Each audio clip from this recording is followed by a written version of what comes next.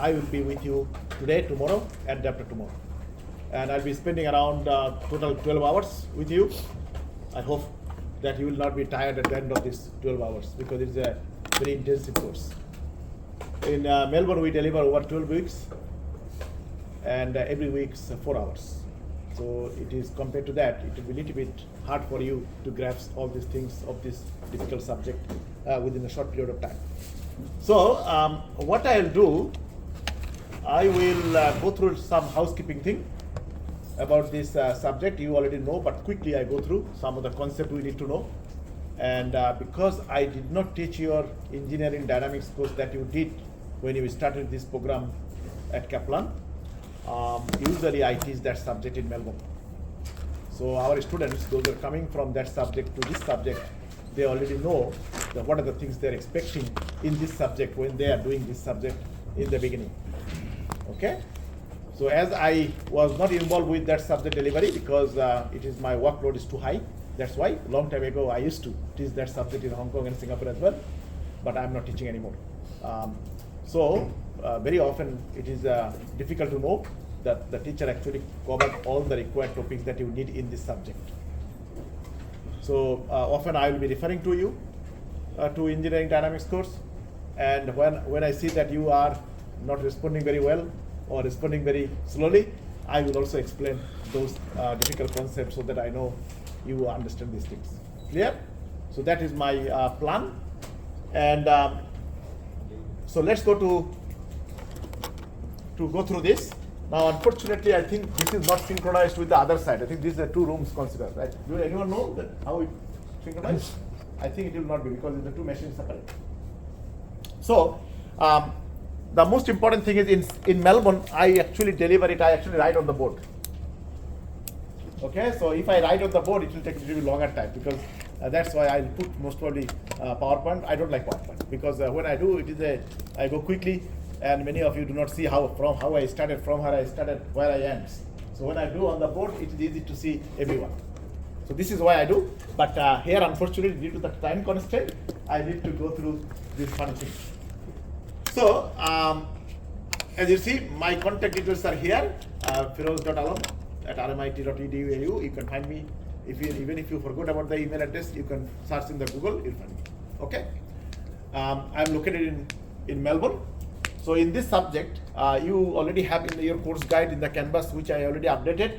These are the main book we'll be using in this subject. It is interesting thing is in this subject we cannot use any book continuously because not a single book covers all topics. So this is why it is very difficult to tell you which book is really good. But this book, not on design of machinery, that covers almost 60 to 70%.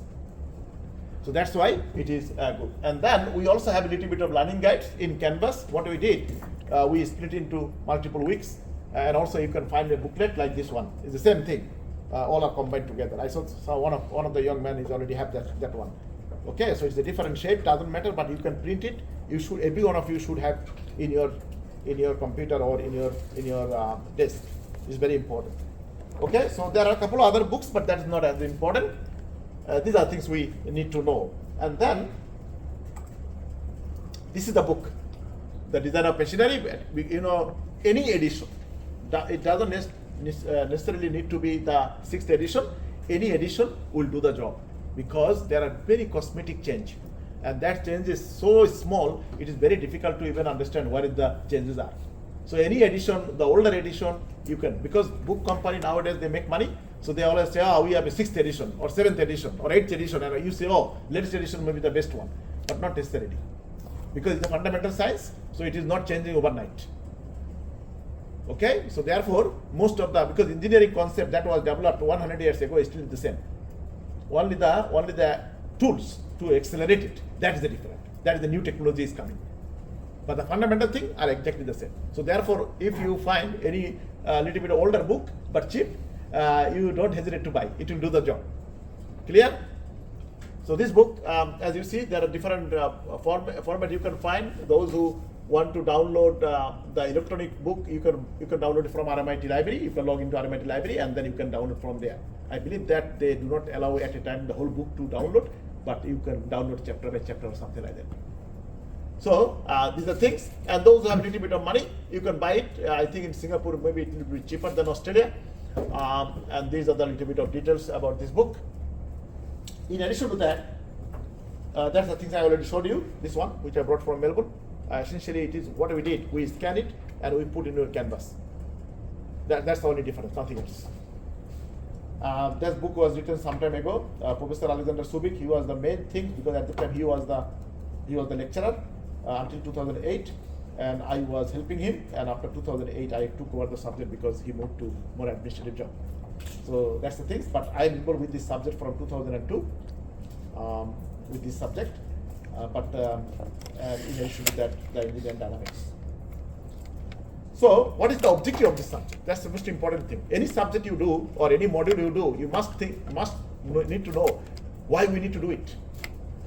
And even if we complete that course, what are the things we will be able to do? If these two things are not clear to you, that is a waste of your time. It is a waste of your time, because every subject has an objective, and that also at the end you have to learn, or you have to get the knowledge so that you can apply in engineering field. So this subject is a very interesting subject, very fundamental subject. What it does, it first allows any mechanism. I'll come in a second. What is mechanism? What is machines? We'll be talking about that. Any mechanism you can synthesize. It means you can detail it. And no other subject in your mechanical engineering program, in Melbourne or here, actually cover that things. So that is an important part. In addition, why we need to it? Because we need to know the dynamic forces acting on the machine. The force, dynamic force. What is the dynamic force? The force that actually changes with time.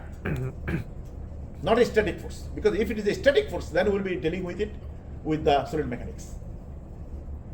The dynamic force, it means when the force is changing with time. It is fluctuating. That's why it's called dynamic. It is not static. And dynamic force is a killer of the machinery.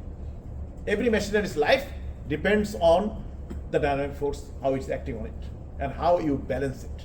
Most important thing is, first of all, you need to know how much, which direction, and then you have to develop a strategy how to balance this imbalance or dynamic forces, so that your machinery can have a prolonged or long life. Otherwise, machine will finish very quickly. Or even a machine will not break down quickly, but its vibration will allow you to produce a defective product.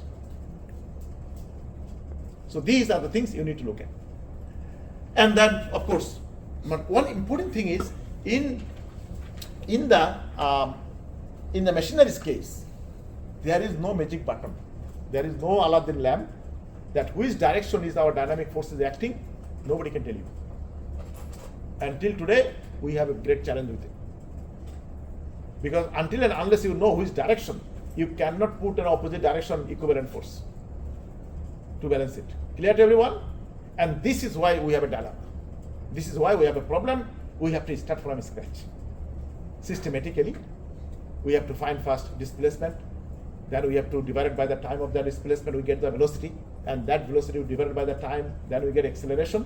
And then we also find out not only the magnitude of the acceleration or how big the acceleration is, we also need to know which direction this acceleration is.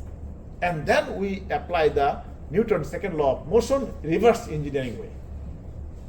And I believe that every one of you from your high school physics, those who have done in high school physics, you already know what is Newton's second law of motion is. And in addition to that, you also learn very details about this Newton's second law of motion in your engineering dynamics course that you did in the beginning of this program. So, using that Newton's second law of motion, reverse engineering way, we then find out because in Newton's second law, Newton said that the direction of the acceleration will be in the same direction of the resultant or net force. And what do we do here? We find out the direction. Once we find the direction, then we say, aha, now we know which direction is our dynamic forces or the net forces, shaking forces are. And then how we know the magnitude, how big it is. Then if it is shaking on this one, so we measure its mass, how heavy it is. and that mass we multiply with its acceleration at the mass center, and we get the dynamic force that we need to balance. So we first found the direction, and the second we found the magnitude or value, and then we develop a strategy how to balance it. This is how we do in the industry. There are some tools, it will help you, but the concept is this.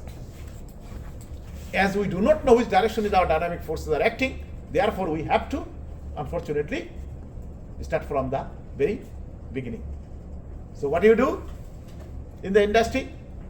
You do an accelerometer, you measure the accelerometer, what is the vibration or the displacement it measures, and from there you find out the velocity, and then you find out the acceleration, and then also you find out the direction. But that is also not that easy. That is also not easy. You need to know a lot of fundamental thing that is embedded in this course, and then you'll be doing. So, as you see in this subject, we also develop a strategy to minimize these dynamic imbalance forces, because one important thing is, and many of you already started most probably your dynamic, the analytical part, and also dynamic forces analysis. Analytical part, when you did, analytical part means by acceleration or velocity you determine by analytical method. I'll be coming in a second about all these things very detailed. So there you found that all the equations are non-linear equations. Why non-linear? Because it contains sine and cos. And any equation contains sine and cos. It is a non-linear equation. Inherently you cannot solve it zero solution. It is not possible in the world, even supercomputer cannot do zero solution. You can solve it approximately close to zero, but not exactly zero. As a result, no dynamic system can be balanced absolutely zero solution. Okay? So that's why you need to develop a strategy, which equipment is shaking, and that equipment, what it does. If it does a very precision manufacturing thing or some other things, so therefore you need to have a very accurate balancing, as close as possible. But when product is not that important, it manufactures, for example, chair, and chair is not that significant that it will be life-threatening unless someone falls. That's a different thing. So there you can have a little bit of less, more tolerance. So this way you will be developing. That's why we call it strategy. And strategy need to be developed based on available technology, available and objective, what are the things you want to achieve, and then also availability of resources, money. Because you can come up with a very nice solution, but it will cost you a lot of money, industry will not accept it. So as an engineer, it is your duty to come up with a more optimal solution that is acceptable, but all that's why I said we need to develop a strategy to balance the whole thing, which is justified with the technological available, what is the technology available or the method available, and also what is the best possible way can be done. And another important thing, every links, when the two links connected together, that is called joints, and that joints also has a lot of pin or connection, that there is a lot of dynamic forces acting on there. So we also need to know what is the dynamic force as there. Otherwise, two links you connect together, for example, piston and the connecting rod, you connect with the piston pin, and then that will, if the too much excessive dynamic force acting on there, the piston pin will not be able to hold the piston and the connecting rod together. That's why you also need to know what is the dynamic force acting on the joint. And that is another objective of this course. And the third one is, or the last one, not the third one, the fourth one.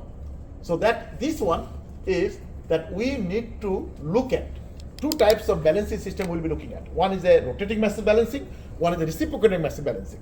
And reciprocating mass balancing, mainly we look at the internal combustion engine or maybe external combustion engine, it doesn't matter. Nowadays we don't use it, but we used to use it long time ago. And then also rotating mass balancing, particularly the crank, because the crankshaft is, it is a little bit of offset. So when it is rotating, it will create a huge shaking force. You have not done the laboratory practices yet, but when you'll be coming to Melbourne, you'll be doing it. And you can see how important it is. So these are our main fundamental objective of this course. And in this course will allow you to specialize in vibration. And also noise. Okay, the approach is very similar. And anyone engineering field, if they specialize in noise and vibration, your job is 100% secure. It doesn't matter where you work. Because any machinery, any factory, any industry, they have a machines. And that machine moves. Be it a linear motion or a rotational motion, doesn't matter. If it has a motion, there will be vibration. There will be shaking force. And that shaking force need to be minimized. And you are the only people, those who can do it. Clear to everyone? As a result, you specialize in this area, your job is secured. As far as industry is there, if industry is gone, that's a different thing. But if the industry is there, industry needs you. There is no magic button. You cannot buy from the shelf some machine and it will be balancing your machine. No. So your job will be predominantly either in the design phase, so that machine does create less vibration, but still they cannot do the whole things. So ultimately, as a user side, maintenance side, repair side, in the industry, most of you will be facing that problem. So this is why I said to you that usually in Australia or any developed country, the people, those who are engineers, those who are specialized in noise and vibration in this dynamics area, they get at least $30,000 to $40,000, $50,000 salary per year more than their fellow colleague. Clear to everyone? Because if you specialize in a very simple area, there is a lot of people in this area, in those areas. Therefore, because remember, your salary will be proportional to knowledge. Your salary will not be proportional to your height or how you look like. Okay? You will look like a beautiful man or not, it doesn't matter. Industry doesn't care. They want to make money using your knowledge. Okay? And that's the things. So let's go to see these things. I usually talk a long time ago, even in our engineering dynamics, but I'm not sure how many of you remember to define what is machine and what is machinery. What is machine and what is what is mechanism and what is machine. A mechanism is a two or more links connected together, which can provide an orderly motion, and orderly motion, I again repeat, not chaotic, an orderly motion, the first condition. Second, it can transfer some torque or a power from one location to other location. If it is, that joint, that collection of the links is a machine. Sorry, not machine, mechanism. My apology, mechanism. Again, I repeat, two or more links connected together. If that system can provide an orderly motion, plus it can transfer some torque or little power from one location to other location, that system is called mechanism. Nothing else. Again, I am repeating, orderly motion. Orderly motion. Unfortunately, you don't have it here, but if you look at here, many of you have a folding chair at home. So when you open the folding chair, it goes this way, correct? When you want to fold it, it goes this way. Every time, its motion is very predictable. That when you open, it will be going this way. When you close, it will be coming this way. Now, every time when you open, it goes to different direction. Then it is not a orderly motion. It is a chaotic motion. Then, unfortunately, it is not a mechanism. Clear to everyone? A very simplest way to tell it. It means you can predict beforehand that which way it will be going every time. And that is called orderly motion. Example is a folding chair, the folding table, umbrella. Another big example. I think in Singapore you have a rain. So every one of you, most probably did a sunny day, or not sunny day, the rainy day, you carry the little umbrella. Correct or not? So what do? You push the button, it goes up, open up, and then when you want to fold it, what do? You just bring it. So every time, look at there. When you open, it goes the one particular way, and then when you close it, it comes also the same way. I mean, the same pattern. Every time, does not do the different time. Every time you open or close it. And that is called orderly motion. If you look at very carefully in your umbrella, the folding umbrella, this umbrella, a lot of links together. Look at there, next time. So this is an important thing. You can see here, inside. Okay, so these are the called mechanism. And now then what is machine? The machine is a collection of mechanism together. Of course, it will provide a waterly motion. There is no other way. And another important thing is it can transfer a big power, big torque from one location to other location collectively. And that is called mechanism. Okay, so what I'll do, you just look at these young people, all these things. What I'll do, I will upload in your Canvas things, all my presentation, all my PowerPoint things for you. Okay, so what I want, that if I say anything new, which is not here, write a note. Write a note. I'll try my best to upload it this evening when I go home, so that by tomorrow when you come, you can already have these things. Clear?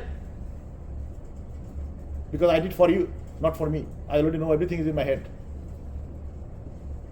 It is for you. Okay? So that's why I'll be uploading it. Clear to everyone? Okay. So, of course, what is that machine? One example is a blender. How powerful it is. It crashes everything, isn't it? But if you open, did you open it? Look at there. There's a lot of different type of links connected together. And then do the work. And then this egg beater. And then one of the important thing is the automotive, the transmission, gearbox. Okay? Some are manual, some are unfortunately is the automatic. Okay? So the slightly different principle, but they're example of the machine. So these are the things we need to know very carefully.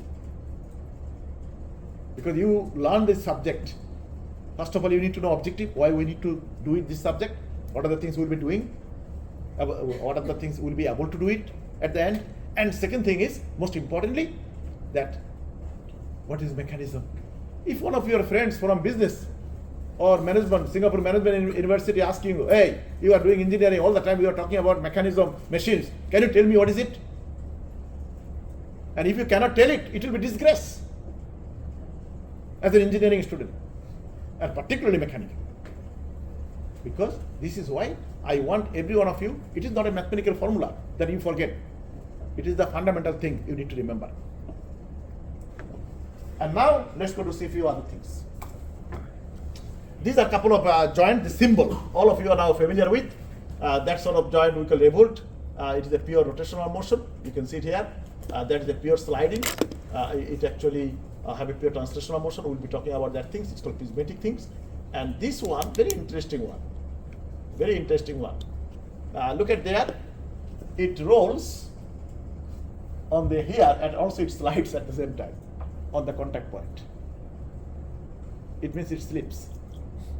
It is not 100% on that contact point here. Over here.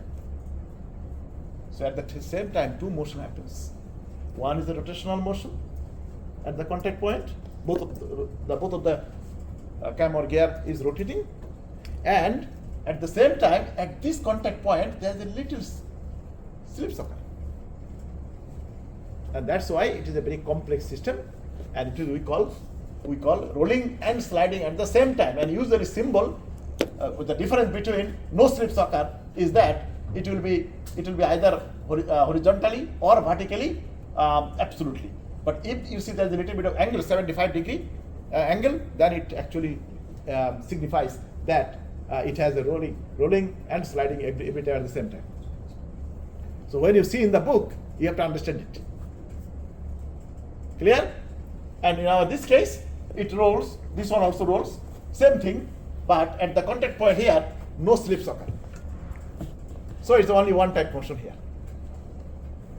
and that is only rolling without sliding. And I'll tell you later on why we need all these things in a second.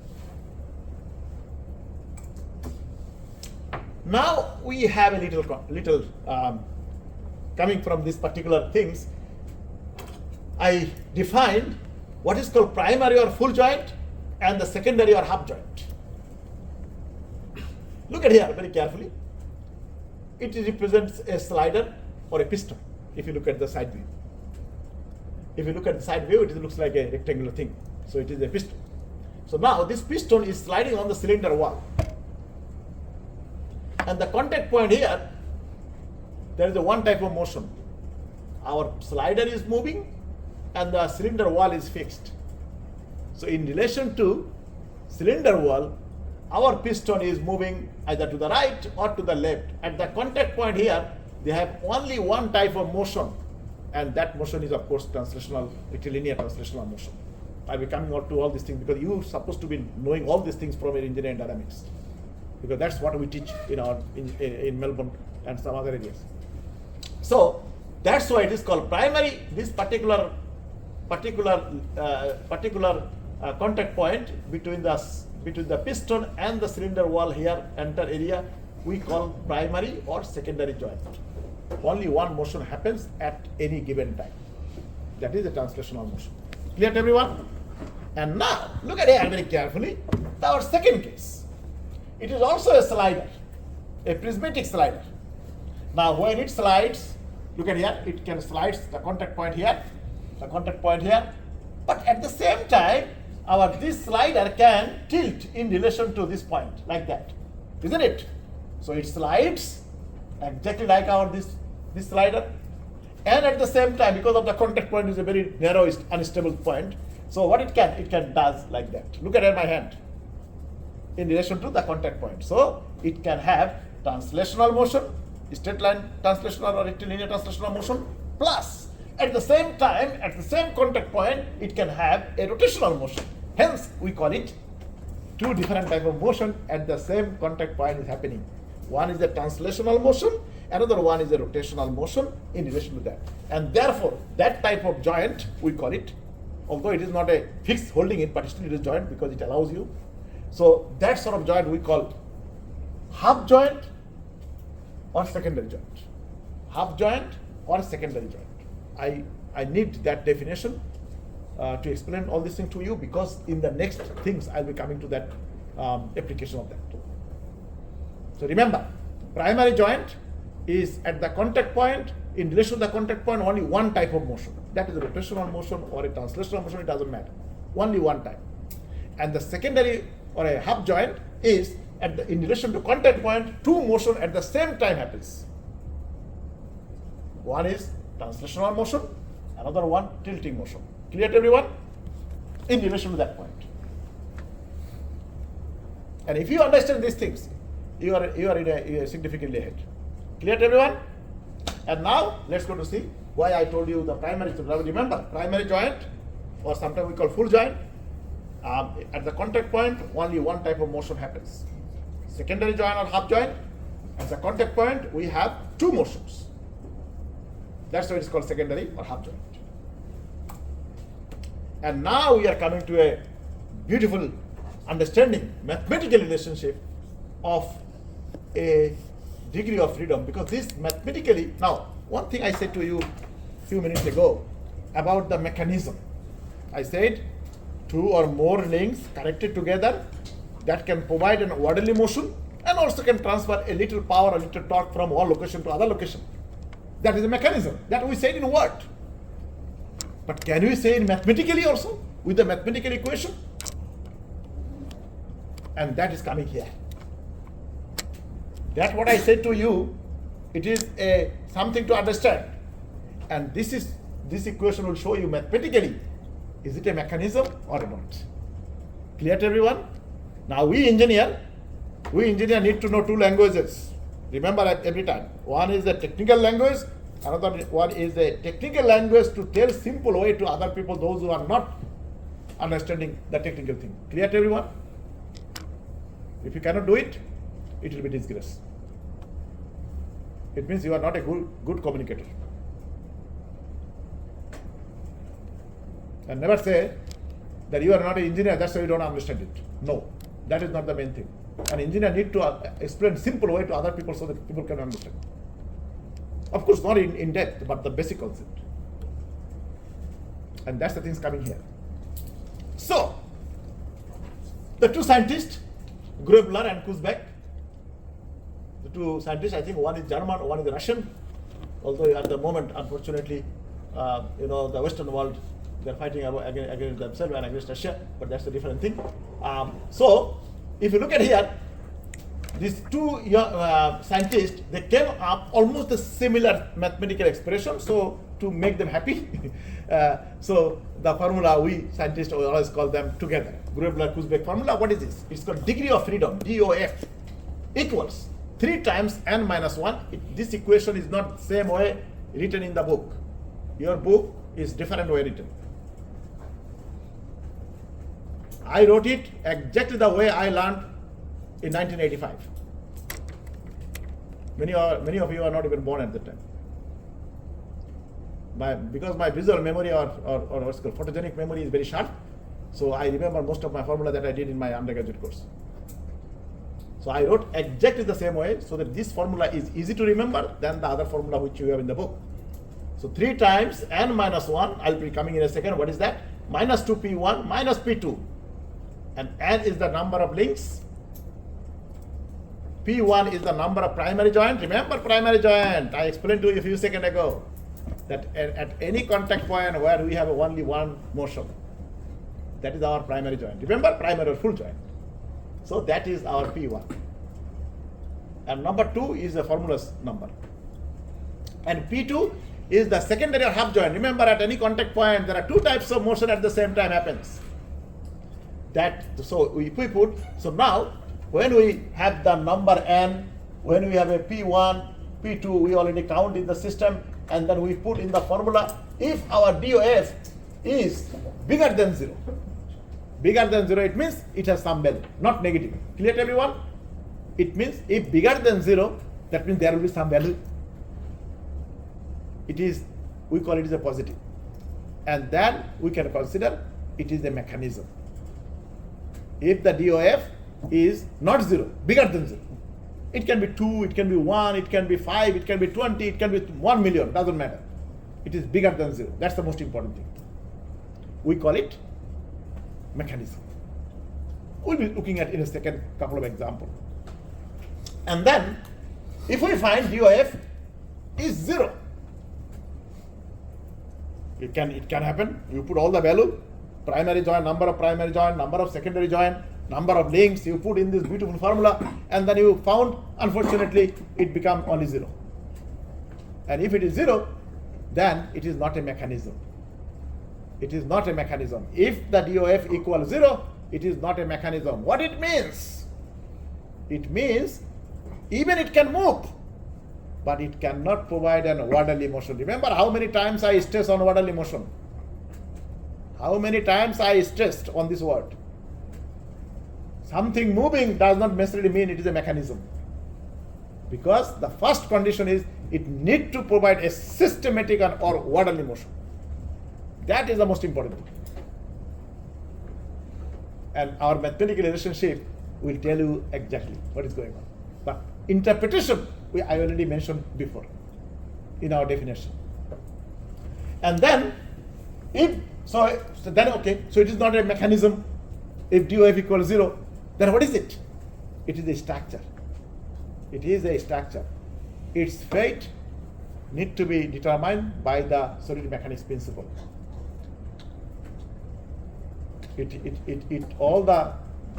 strength needs to be determined using your solid mechanics, or sometimes you also call it strength of materials. I believe that you already done solid mechanics or something, right? Or haven't done yet? Done? Yes or no? Yes, okay. So you already looked at there how we do all these things: bending, torsion, compression, extension, all these things. And now, the third thing also can happen. The DOF negative value. It means minus 1, minus 2, minus 3, minus 20, minus 200. Then what is it? It is also not a mechanism. It is a structure also, as our DOF equals 0, same situation. But the difference is, it is a preloaded structure. And now many of you can say, what is the preloaded structure? And one of the example is here. Look at here. It's a railway bridge.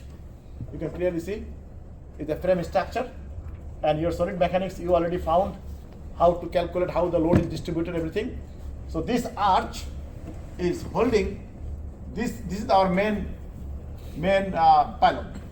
And when the train will be going, we don't want that it be little bit of bending here, like that. We don't want that. We do not want, when the train will be going or the vehicle will be passing, we don't want, because of the weight, it become a little bit curved like that. We don't want that. Why? Otherwise, because when the train will be coming, if it is a curve here, there is a big possibility the train will be derailed, because it will come out at high speed up of the rails. That's the one thing. Second thing, it will be hitting a big force on this here, and it will be destroyed. This side and this side. Clear to everyone? You engineer need to understand everything correctly. Personally, I don't like our engineering students when they do not think very carefully. It is not the number crunching, it is the analysis. So then how can we keep all the time when the big train is going 30, 40, 50, 100 ton, 200 ton? So what do?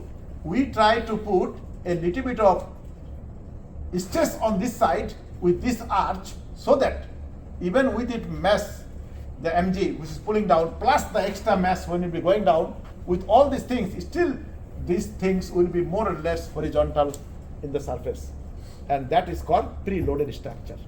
It means, look at here, after the weight, it can bend like that, right? My hand. So we put little bit up like that, a small force upward, so that when our extra weight is going, so with that and everything, it will be horizontal. That is called preloaded structure. So again, look at here. If you do not do preloaded structure, if you consider that my two hand is this section, it will be like that. It will be like that, because of the mass is pulling you down in the middle, right? The mg weight. So what do? We put little bit the load upward, and then when we fit it here, its mg will pull it down, and also when the extra mass will be going, so it will be always keep horizontal. Clear to everyone? And that's an example. That's an example. But in Australia, if you come, most of our residential house is made of timber, wood. So therefore, that can go a little bit, this way. So we put a crossbar, and the crossbar we put a tension so that it cannot dislocation. So that is also preloaded structure we do. So when you come to Melbourne, you can have a look. If you are lucky, look at around. You see some houses that are under construction. Then you can see that crossbar. So the concept is using, and modern. And this one, you definitely know, this is unfortunately not a trend one. It is a motor vehicles and some light vehicles. And that one also we need to have, so although motor vehicles are not a very big issue as our trend, but still we need to have a more or less absolutely horizontal. So this is why all the frame structure, they put preloaded structure, preloaded.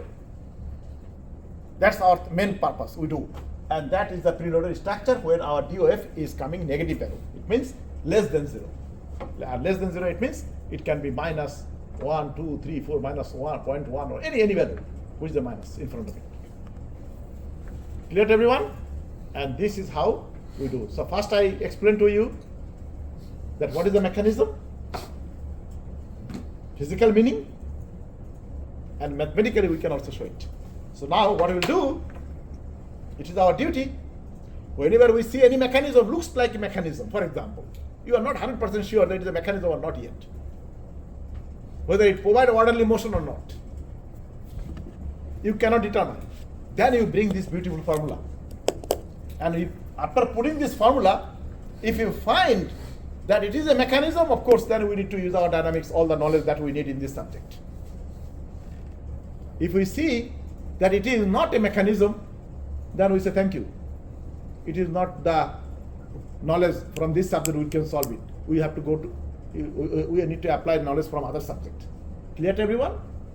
And that is your duty, young people, to know about that. Nobody will tell you. And if you really do the subject very well, and you put not subject very well, it means you put a lot of effort, and you will be able to determine all these things very nicely. Clear? All right. So now let's go to have a look.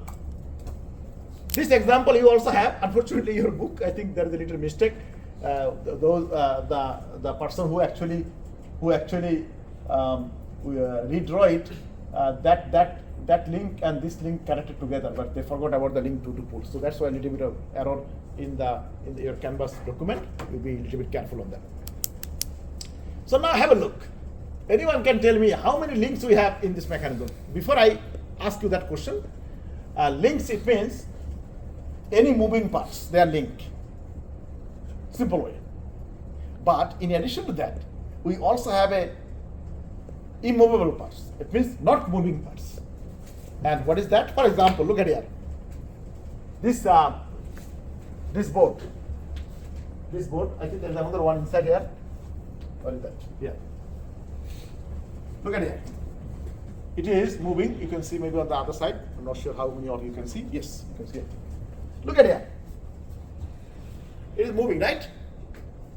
But in relation to which? What is moving? It is moving in relation to that on the top, right? That is not moving. So for it to move, it still need to have something in relation to which it is fixed, or it is secured. And that's why here, not only this is a link, and this one also a link, because it holds you on the top. Same thing also in this house. For example, if this table is moving, but our floor is against it, it gives you support so it doesn't go down. So therefore, it is immovable parts you need to have. For example, engine, the crankshaft. The crankshaft is secured under the engine block. An engine block or engine is secured around the car with the fore mounting. So all these things are related. So the moving, in order to secure something, otherwise it will be hanging in the air. It cannot be. So therefore, here we have that's what we call immovable parts, the ground. And how many grounds we don't have? We call link one.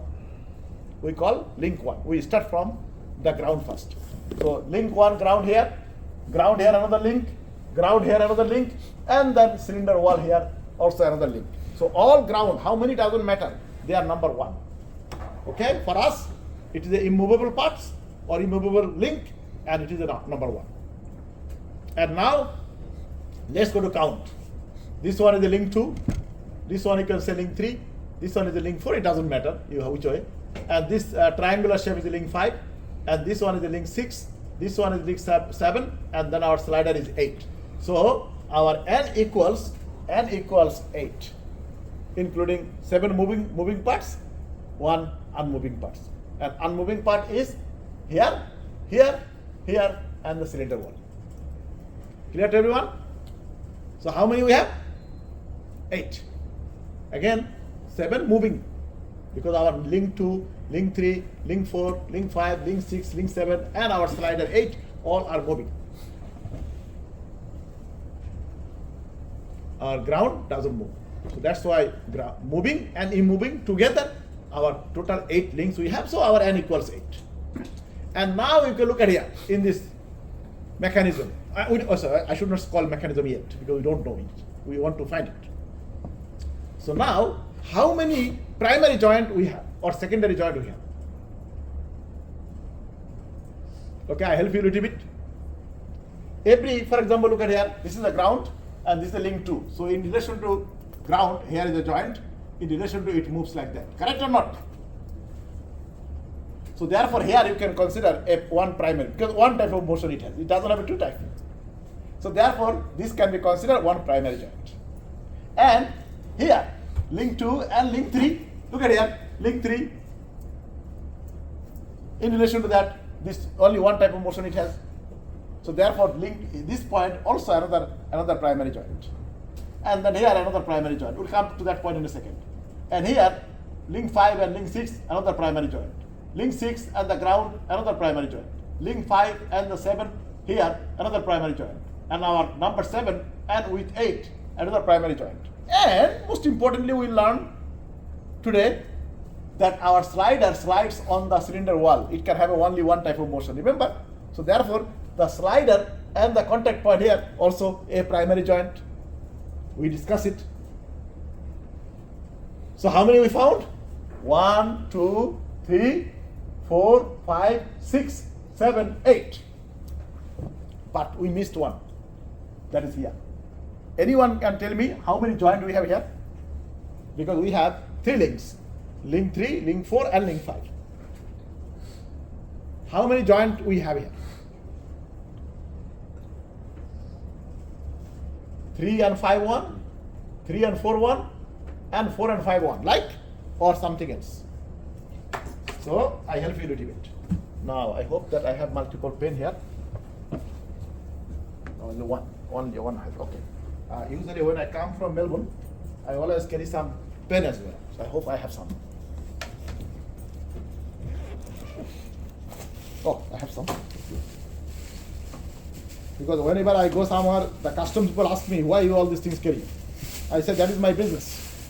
Because I survive using this. And then they said, don't say anything. Look at here. Unfortunately, contact point is very tiny. That's why it is unstable. Okay? Look at here. Orange, green, and the blue. Unfortunately, the blue you cannot see. I put this way. Then you can see it.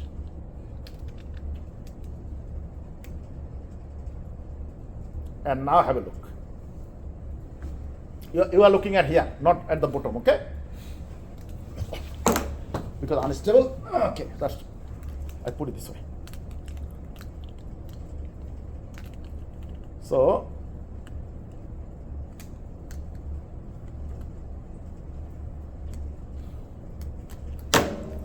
very hard. Okay. Now look at here.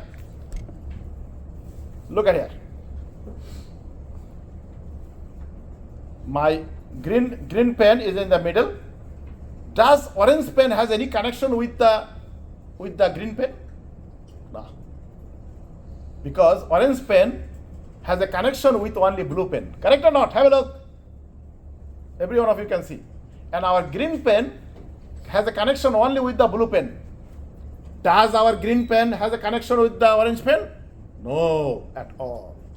So therefore, although, because you are looking from side view, that's why you cannot see all view. But here you can see side view and any other view, right? It is very clear to you. So when you have these things, three joined together, they can have only two joint. One is the orange with the blue and green with the blue. Clear to everyone? And unfortunately, when it was online during the COVID time, I could not explain to students because it's very difficult to show online thing. Okay, that's why mechanical engineering degree, it is not an online degree. Please remember that. So therefore, here you have two full joint. That's all. Only two. Although you have a, but I remember how I calculated. We found three. 3 and 5, 3 and 4, 4 and 5. No, it is not happened that way. Which I showed you now. Although you have a 3, but it will give you only two joint. Again, look at here. Those who are looking at. Look at here again. That is the sequence. That is the sequence. That is the sequence. Okay? Our orange does not have direct connection with green pen at all. At all. Only orange has a connection with blue pen and blue pen has a connection with the green pen. Clear to everyone? So therefore, we cannot consider the green pen with the orange pen is a joint. Therefore, we cannot consider the green pen and the orange pen is a joint. We cannot do that. That is the main reason, young people. So, we have to write 2. So, previously we calculated 8 and here we found 2. So, our P2 equals 10. Unfortunately, we do not have in this system any secondary joint that any contact point the two motion happens at the same time. We don't have it. So therefore, our P2 equals 0. So we put in this system and we found all this big formula. At the end, it comes 1. And 1 is bigger than 0, young people. So therefore, this is a mechanism. This is a mechanism. Mathematically, it shows it is a mechanism, DOF bigger than 0. And what it means physically, that it can provide an orderly motion. That's the most important thing. Mathematical formula you can tell many people, they will not understand. If you say, hey, it is a mechanism because DOF equals bigger than 0. Normal people will not understand it. But if you say, it means our mechanism can provide an orderly motion, not chaotic motion, then everyone will understand. Even those that are coming from non-engineering background. Clear to everyone? So you need to know two languages. You need to know one the physical meaning, that is orderly motion, not chaotic motion, predictable motion, and other one is a mathematical relationship.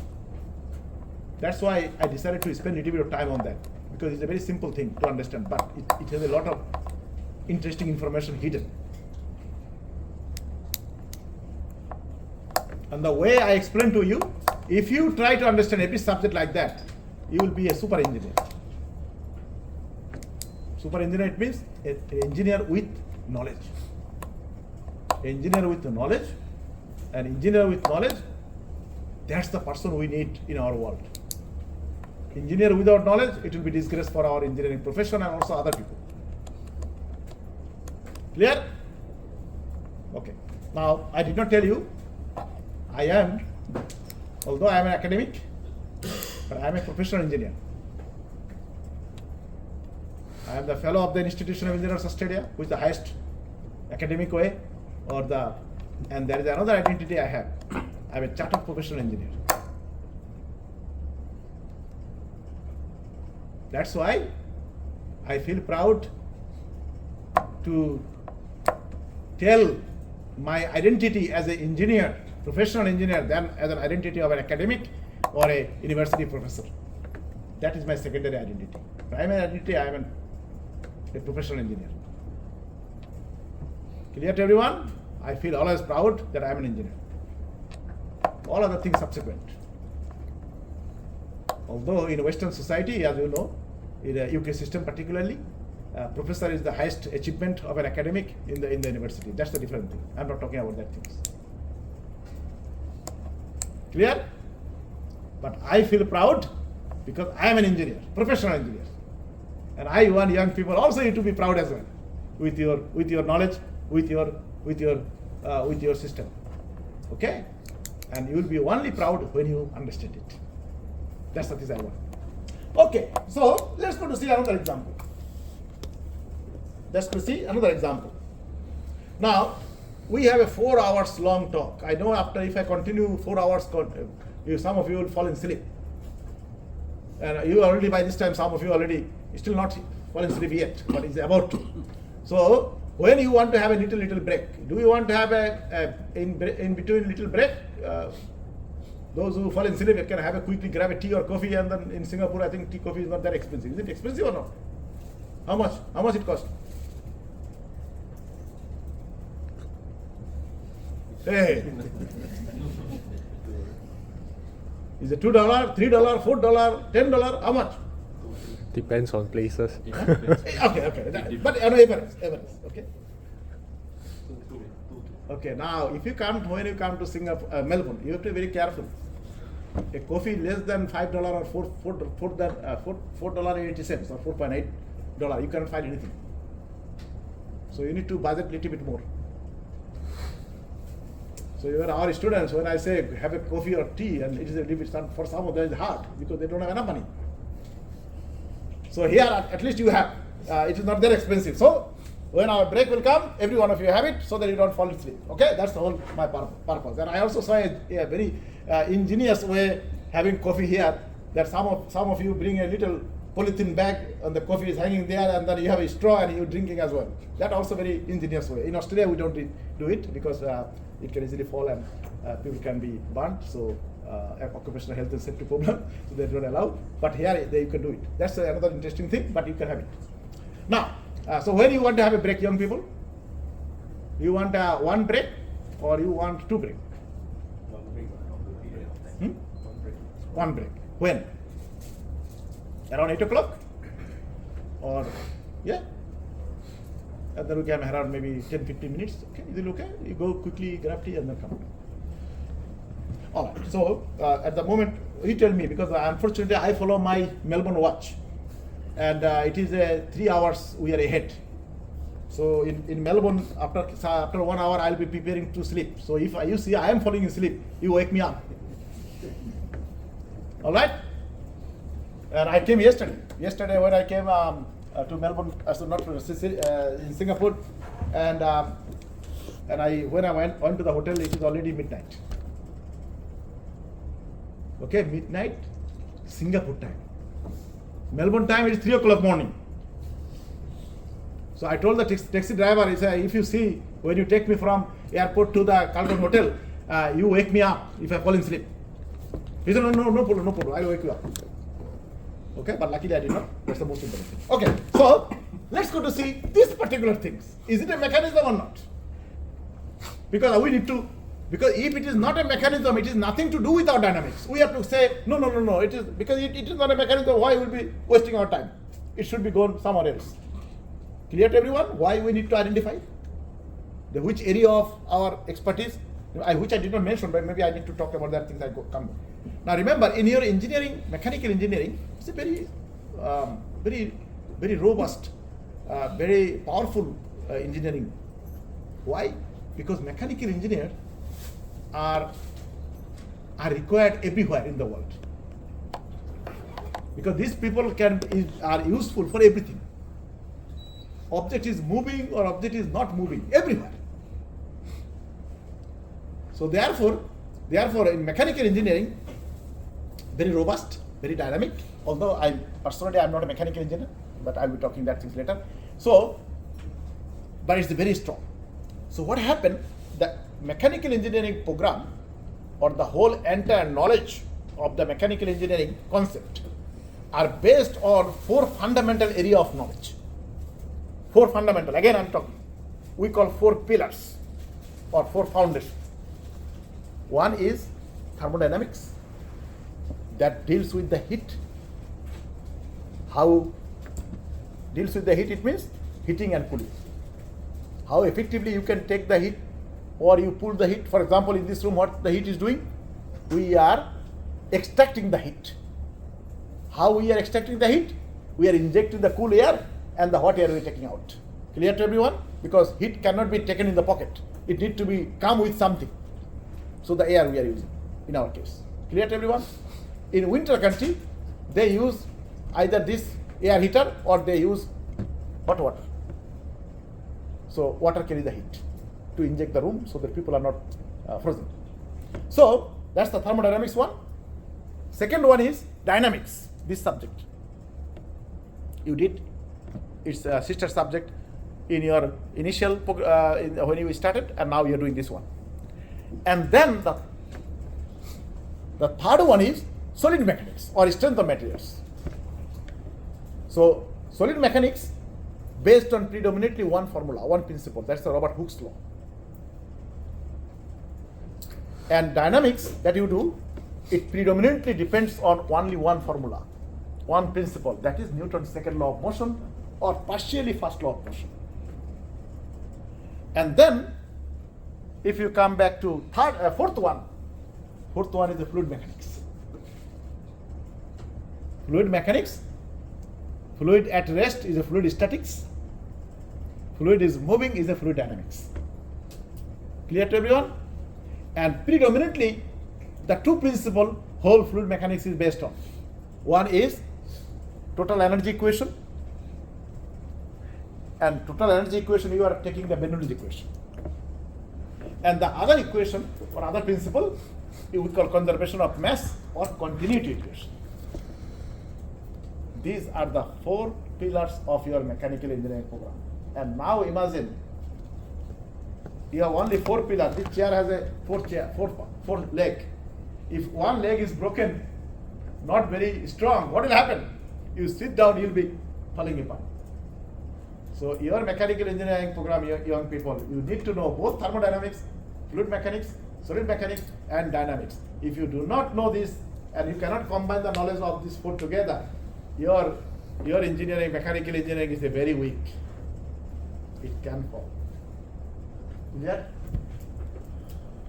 And I also quickly mentioned that your fluid mechanics predominantly based on 2 principles. One is a conservation of mass or continuity equation, and conservation of energy or total energy equation, which is actually Bernoulli's equation. That's all. If you understand these 2 principles, you are bingo. You are on the top. And then in dynamics, it is predominantly Newton's second law of motion and partially first law of motion. There are a lot of other laws that are helping them. Nothing else. And then in thermodynamics, we have a first law of thermodynamics, which is called enthalpy. Enthalpy is how much energy is there. Conservation of energy equation actually, that. And the second law of thermodynamics is the entropy.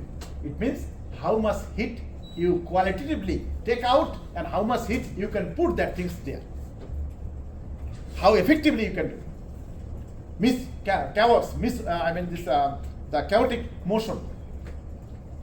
How much wasted is done. That is your entropy. You did in thermodynamics. So please try to understand very basic way. If you do not understand all these things together, your understanding will be weak, and ultimately it will be giving you not confidence. That's why what I'm saying. So now let's go to have a look these particular things. So we already know here the two joint. So how many link we have? Ground 1, ground 2, ground 3. So all ground is link 1. So link 1, and this one is the link 2, this one is link 3, this one link 4, this one link 5, and this one link 6, and ground 1 again. So we have n equals 6. Look at here, n equals 6, correct? And now how many primary joint we have? We have one joint here, another joint there, another joint there, another joint here, another joint here, and two joints here, correct or not? So we have 1, 2, 3, 4, 5, and here we have a 2. So our P1 equals 7 joint. You agree with me? And now have a look. How many joint we have here? What type of joint it is? It is a secondary or half joint. Why? Because at that point our this link 3, it can slide in relation to that point, and also it can tilt.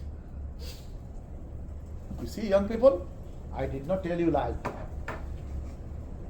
I told you exact the same thing in the beginning. Many of you are scared that why I'm doing these things, and now you can see. Now you can see the knowledge where you are applying. The definition of primary joint and full joint, and the secondary joint or half joint. So here we have a P2. How many of them? 1. And P2 equals 1. And now we put our Grubler-Kurzbach formula. 3 times n minus 1 minus 2P1 minus P2. And we put all of them, and I found a big 0 here. So it means it is not a mechanism. It is a structure. Why it is not a mechanism? Look at there. It looks like it is rotating. Hey, look at here. It also rotating here as well. It moves, but it is not a mechanism. Why? Because it does not provide an orderly motion. It moves, but that motion is useless because it cannot perform the right thing that we want to have. Clear? Because to have a machine to listen to you, it should provide an orderly motion. Example. Clear? And now let's go to see a couple of other examples. And this is the things I put, but very schematic. First example, the ground 1, link 2, link 3, link 4. And then I also calculated, because I don't want to go in details, you can see it at home. Alright? Because I don't want to spend on that. I just wanted to show you that that is your mechanism. This is a structure. This is a preloaded structure. Hey, look at here. I told you before. Our bridge. Our bridge looks like that or not? Yes or no? You see, it become minus. And minus it means preloaded structure. So I did not tell you a lie. I did not tell you differently. Remember, what is this one? Hey, let's have a back. Let me go back a little bit. How can I go back? I don't see anything here. Previous.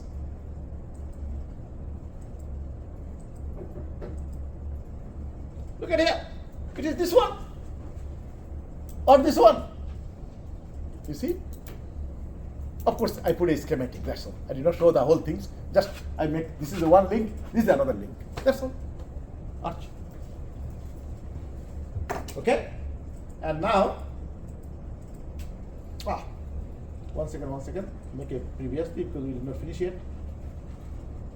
Where the previous one to go? Yeah. All right. Here. So I want you to look at home because I'll be uploading it when I go to hotel.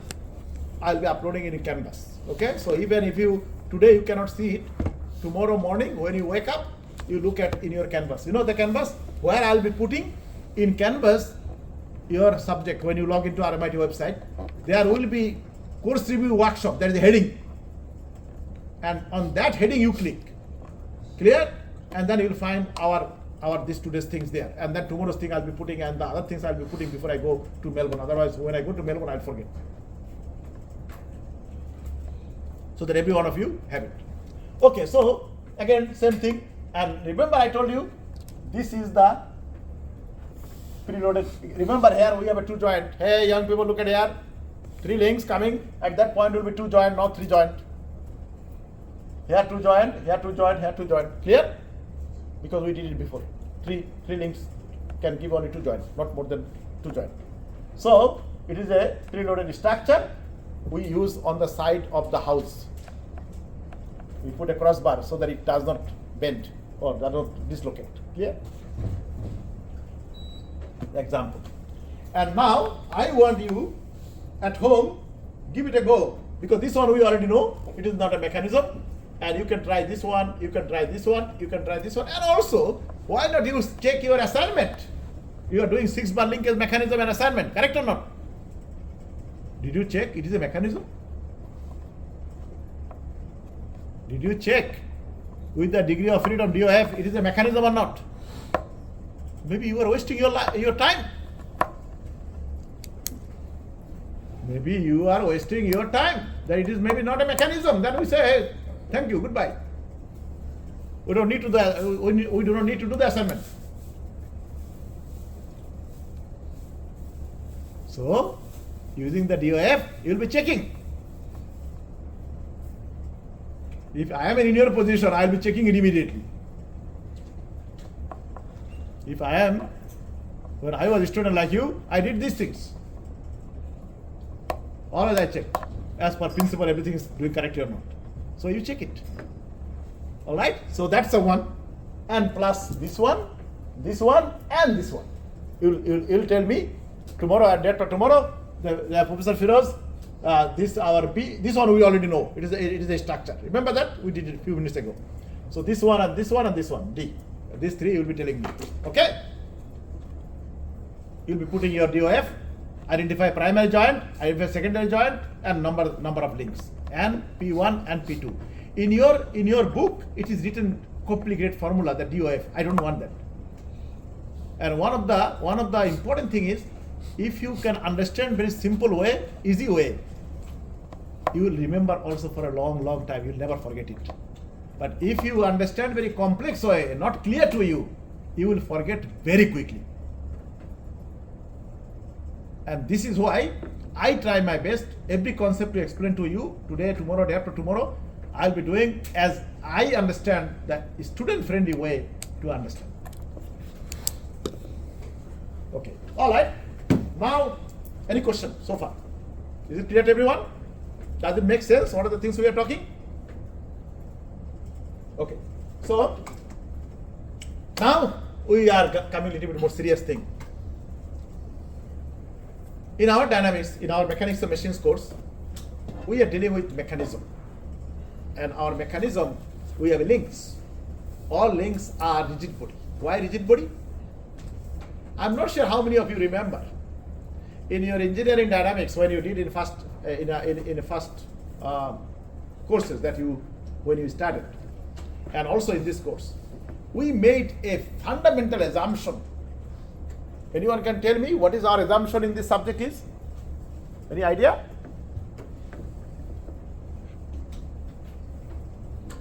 We made an assumption that objects are absolutely solid.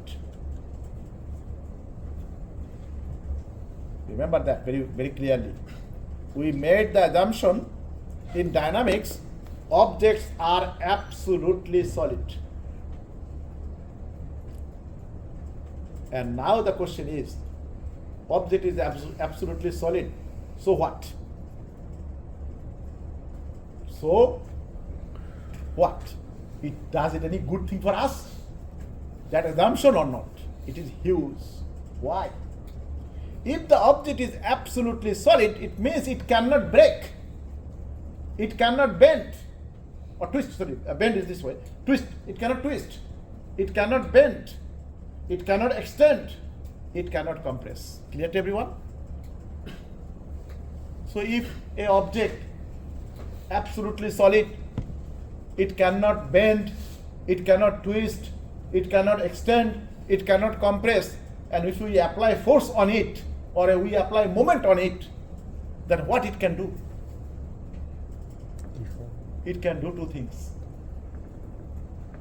Either it can move or it cannot move. If the force is not big enough, it will not move. If the force is big enough, it will move. And if it moves, it is the dynamics. But most important thing is, as the object we apply force, we only look at, as we made the assumption it is absolutely solid, we only look at whether it moved or not moved. We are looking at only its external things. We are not looking at its internal things, whether it bended, whether it twisted, whether it extended, whether it's compressed. We are not looking at, because we know it cannot happen. It can happen only one thing: it can move or it cannot move. It can rotate it or it moved linearly. That's the things. Clear? And that is the dynamics. In object absolutely not solid, it is in dynamics, it is in statics or in solid mechanics. That's why what you do, you look at when you apply force or moments, under that force or moments you see how much it bended, how much it twisted, how much it extended, how much it compressed. Remember that? Why? Because internal structure is soft. Because the force is so big, it allows to extend and to deform the material. Clear to everyone? So in solid mechanics, our assumption is objects are not absolutely solid, and that's why we are looking at internal structure. And not only even that, we cut a thin cross-sectional area and then we see under the force how it actually bends. That's why in solid mechanics, you are taking a cross-sectional area to see that under the external force, whether how it bended, how it twisted, how it extended, how it compressed. Clear? And here our life is easy. We only deal with, we are not, as we made the assumption, objects are absolutely solid in dynamics. Remember that. And in the job interview, people can ask you, maybe your senior engineer, they forget most of the formula. They will not ask you formula. They will ask that sort of things to understand your basic understanding of the engineering or not. Okay? So in our dynamics, our basic assumption is objects are absolutely solid. As a result, when we apply force, whether it moved or not moved. If it moved, it is a dynamics problem, because if it moves, then it travels some distance and it took maybe 5 seconds or 10 seconds to move, and that distance we divided by that 5 seconds, we get the velocity, average velocity. And that velocity, if you divide it by the time again, we get the acceleration. Clear to everyone? But if the object did not move, we say thank you, it is not our dynamics problem, it is the statics problem. That's all. Alright, so in a rigid body, we assume that absolutely solid, and now when we apply force or a moment, rigid body can move, but it can have a 3 types of motion. And all these things you learn in engineering dynamics. 3 types of motion. One type of motion is a translational motion. It can be curvilinear translational motion, or it can be rectilinear translational motion, straight line translational motion. That's the one. Second one is a rotational motion about a fixed point or fixed axis. And the third one is called complex or general plane motion. What is complex and general plane motion? That is also you need to define. It is a combination of curvilinear translational motion plus rotational motion. Unfortunately, I do not have enough time to go through all of these things to explain to you. I'm happy. I love to explain all these things. Dynamics is, although when I was a student like you, I hate it. I said, where dynamics, I will be 3 kilometers away from it. And my life is so bad that I am teaching this dynamics course, unfortunately, both in Melbourne and also Singapore and also in Hong Kong. I cannot go away. So unfortunately, I could not kept my promise that 3 kilometers away from that subject. But this is a beautiful subject. Dynamics is a beautiful subject. When I unfortunately don't have enough time. Otherwise, if I explain these things nicely, and you'd see that nothing to be actually scared or fear of. Everything is your real life. Okay? When I drive my car on the road, I use 100% of the knowledge of dynamics in my driving skills. 100%. The knowledge that I know. So I want you also to use your dynamics, because when the rain, I know my friction coefficient will be low. I have to have a big distance between the car. And even I know if I 40 kilometers I drive during the range, how much distance I need to keep. And if I drive at 60 kilometers per hour during the range, how much the distance I need to keep between the two vehicles. All is calculation from this subject. So that's the things I use in my real life. So this is why I said, once you know, life will be easy. So these are the 3 different type of motion. Now, in your mechanism, when the links moves, every link should have at least one type of motion. Either it is a translational motion, or it should have a rotational motion about a fixed point or fixed axis, or it should have a general plane motion, which is a combination of curvilinear translational motion plus rotational motion. If you cannot identify which link, what sort of motion it undergoes, you will be applying the wrong principles, wrong formula, and you will never get the right answer. Clear to everyone now? So everything, it is not to apply the formula.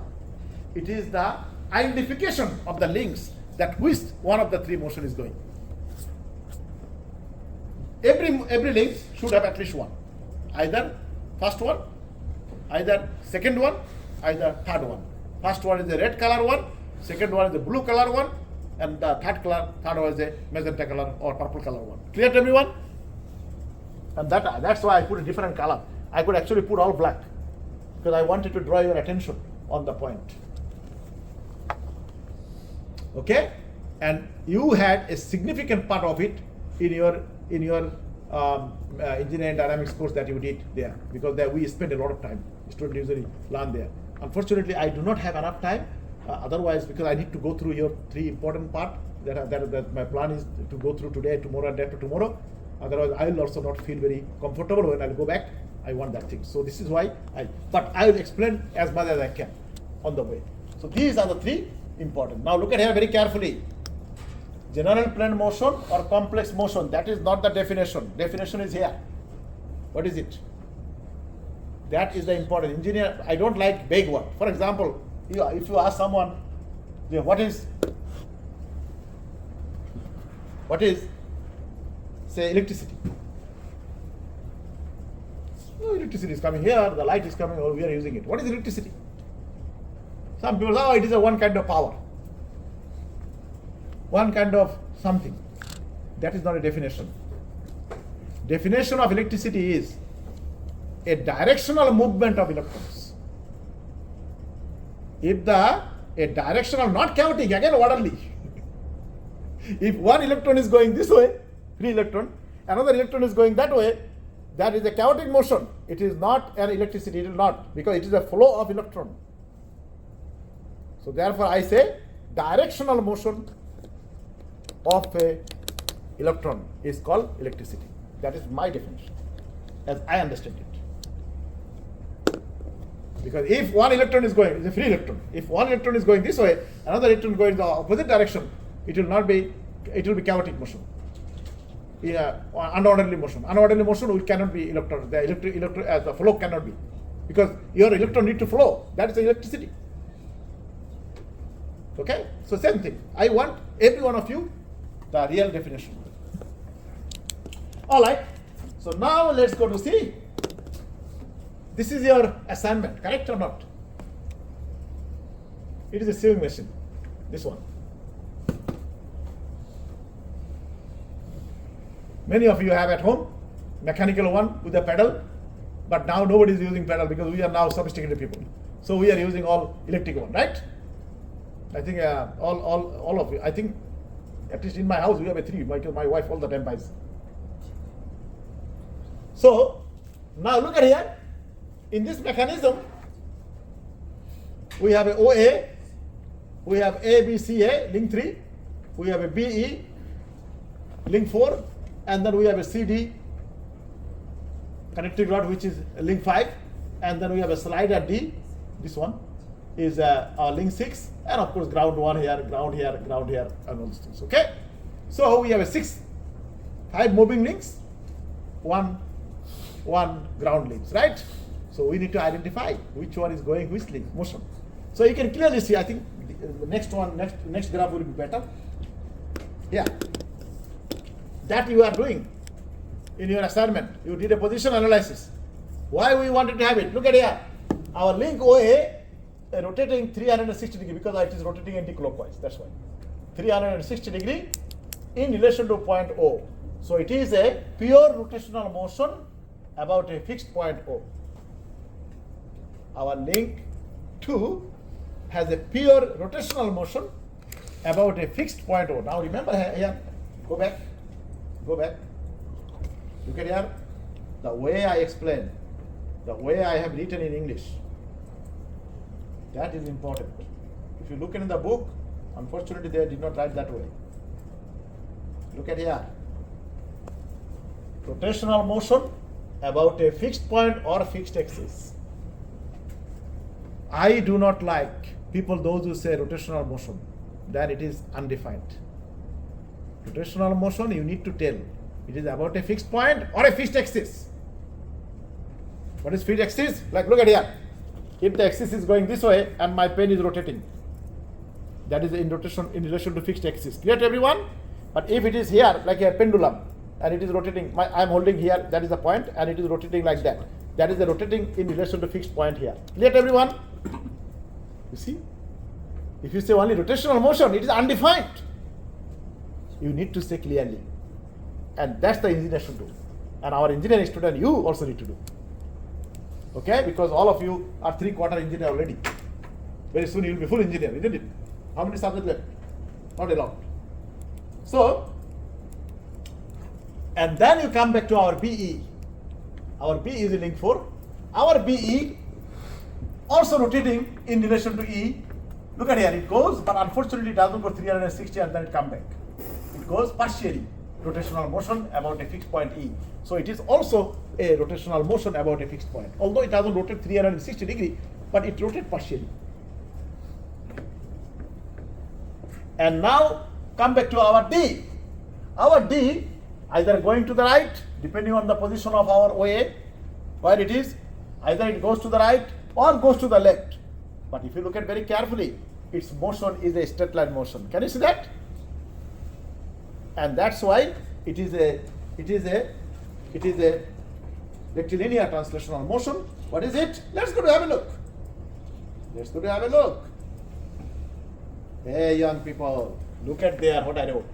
Translational motion, rectilinear, and I also put what is rectilinear? I wrote in nice English word, straight line translational motion. So actually you have this one, rectilinear straight line motion of your piston. You see? Does it fit? Yes. So your OA link 2 and your BE link 4 has a rotational motion about a fixed point. It's not fixed axis, fixed point. And then your link 6 slider has a rectilinear translational motion or a straight line translational motion. You saw that is the straight line. We do not have a curvilinear translational motion separately here. However, look at here. Look at our point C. Our point C, look at very carefully. Point C's motion looks like a sea cucumber. Neither straight line, neither circle. It is a complex motion. Can you see that? And that complex motion came with a combination of curvilinear translational motion and rotational motion together. And that's why the biggest problem is when the velocity at that point, at point A, it is a 90-degree angle of that link. Velocity at point B, also 90-degree angle of BE. But velocity at point C only God, with due respect to all religious people, those who believe God, but those who do not believe God also respect to you as well. Question is, even God come from the sky will be struggling which direction our sea is going. The velocity we see not know. That's why it is a complex. Clear to everyone? It is a complex thing. So, and this is why, young people, what you did in your assignment, we wanted to see that you understand how the position is changing. Each point A, B, C, and D.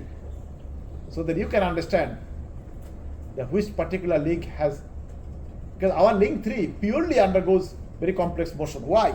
Look at here. At one point, our link 3 is a one triangle together. It supports our OA, which has a different angular velocity, and that other end at point B, it supports another angular velocity, because our angular velocity omega 4 and omega 2 are not the same, different. They are different. And second thing is, it also supports C. We have a connecting rod which supports at one end translational motion, and other end only God knows what sort of motion it has. Therefore, each side of the ABC triangle, omega AB, omega BC, omega CD, are different. If they do not have a difference, then they will be twisted. They will be bending. But we said in our assumption, objects are absolutely solid. And now you can say, Professor Firoz, how come objects become absolutely solid?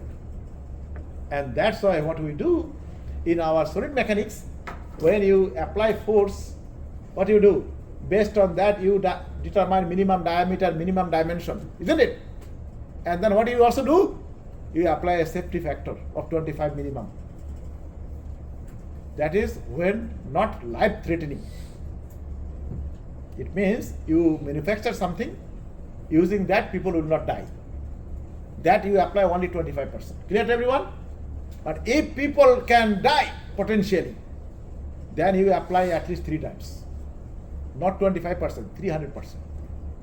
And one of the example I give you on the aircraft wing. An aircraft wing, consider that I am a fuselage where you are sitting. Aircraft wing is my 2 hand, right? The 2 hand, there is a 2 longeron. Big beam is coming. And this 2 beam is connecting here with my body. And that joint is the 3 times more we apply the safety factor. Clear to everyone? Because if we disconnect, wing finish, aircraft finish. Clear to everyone? That's the main thing. An example I give you. Nuclear power plant, particularly the first containment, they apply 4 times safety factor. 4 times it means 400%, not 25%, not 0.25. Clear? So that's again depends on. So as we apply such a way so that after the big force it will not bend, and that's why we always take a reverse engineering. As it is already done with the force it cannot bend, we assume in our dynamics that it will not bend, we consider it absolutely solid, and we do our work. Clear to everyone? So this is why how solid mechanics course and our dynamics course are complementary to each other. They look at in one side, we look at the other side. That's the difference.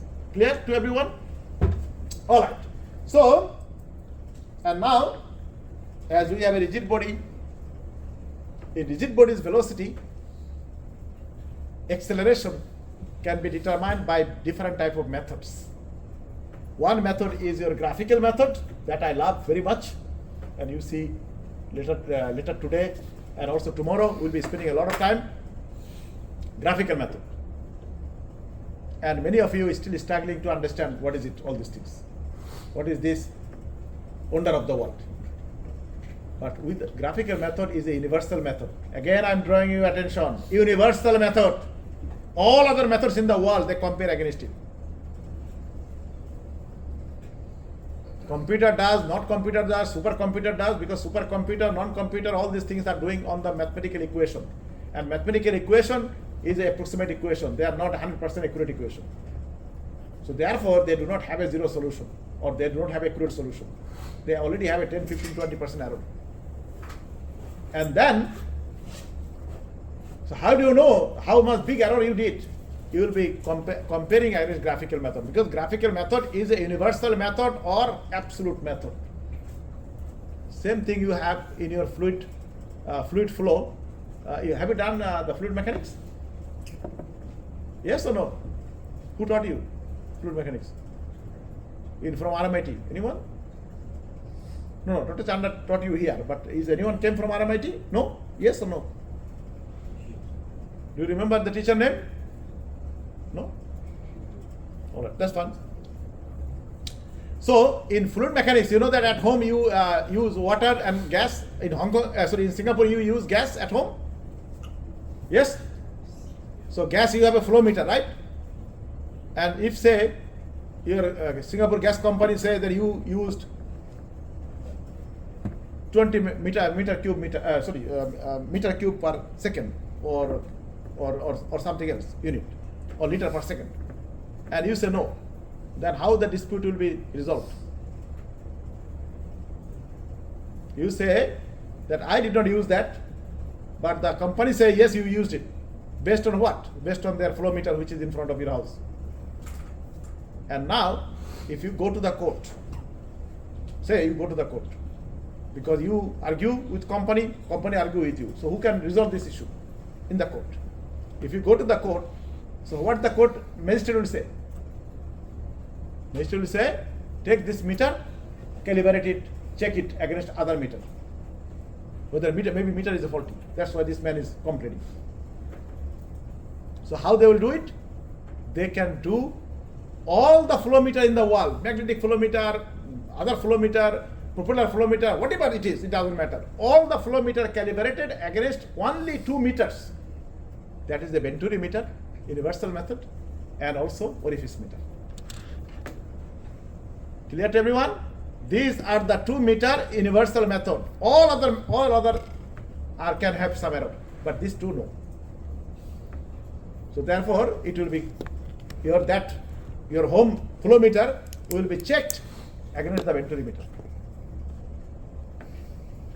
But I'm not going to the fluid mechanics because that is a big subject, and I love to talk about that because my PhD is on fluid mechanics. Okay? So now the question is, in our course, all the velocities and acceleration we can determine by using graphical method, universal method, and then we have analytical method. It is already half of your life already killed. You know how hard it is. And then you also have a computer simulation, because some people pre-program this equation. The analytical equation that you have to solve it easily, quickly, they pre-program it. And now you have a working model, you have a MATLAB, you have a lot of other things, right? And some people ask me, Professor Firoz, we did these things, but our working model simulation is different from our analytical solution. And then I ask them, did you check what equation in the working model? Oh, no. I said, how can I tell you? Someone else did equation. Maybe they made some mistake there, or maybe they did not, they simplified it. You cannot see it. If you see the equation, your analytical equation and also your computer simulation equation are exactly the same, then you can compare the why I am getting the difference. Clear to everyone? If you do not see it, someone did it in the backyard or somewhere, I don't know, how can you compare it? But I can sure you can compare against your graphical solution, because graphical solution, nothing can go wrong if you did not make any mistake on the scaling and also parallel, perpendicular, the geometry. That's all, nothing else. And I'll also show you how quickly you can do it. You don't need even a compass. That is my duty. I'll be showing you the graphical method, how quickly it can be done. And now, so there are 3 methods: analytical method or computational method. I don't call method because analytical method is a pre-program in the computer software. That's all. It is nothing, it is not a super thing. So, graphical method you can do velocity and acceleration, analytical method you can do velocity and acceleration, computational method of course you can do, and then we have another method called instantaneous center of zero velocity method. And using that method, we can only determine the velocity but not the acceleration. And my duty will be today, tomorrow, and day after tomorrow, I will be going through with you a graphical method. I'll be going through with you instantaneous center of zero velocity method, and then I'll be also talking about, because these are the two very complex, many of you struggle still, that's why I'll be focusing on that. Clear to everyone? And also your exam, which will be happened I think in December somewhere, right? In December. So during that time, you will have a 3 hour long your exam. And 3 hour long exam, you will have a 4 questions. And I will be talking about that things also on Saturday a little bit. So do not miss any class on Saturday. Otherwise, you will be little bit not very well prepared for your examination, because I'll be telling you, because I have not set up your question paper yet. So I'll be looking at how you behave. If you attend the class, then I'll put question little bit less hard. If I see that you are not attending and sleeping, then of course, how can I make sure that what are the things I said, something is stuck in your head? So I need to put a hard question to check your knowledge. Isn't it? So if you don't fall asleep, attend the class, listen carefully, then I can be assumed that whatever I said, something is stuck here. Did not go everything out. So therefore, no point to give the hard work in the test. Or in another word, hard time. But if you fall asleep, then how can be assured that something is stuck in your head? So of course, the only way I can check, putting the hard question in the test, in the exam. Logical? Yes or no? That's the thing. So please do not miss today, tomorrow, and day after tomorrow. Alright? So now, these are things I'll be talking. Now here, one important thing, the instantaneous center of zero velocity method, that method has a 2 way to deal with. One is called analytical approach, and another one is called graphical approach. Analytical approach you looked at in your engineering dynamics course first. Although there is not a lot, you did a small. And in our subject, we will be looking at graphical approach. And that's why I'll be spending a little bit of time on that as well. Clear? Because my whole objective here, I come here I want you to go through the complex concept so that you understand in depth and you can be confident that you can do and you can apply this particular area with confidence. Okay? That is my whole objective. That's why I'm here. Otherwise, I could send my postdoctoral research fellow, which I don't like to send, because I believe that a serious subject be taught to the senior academic.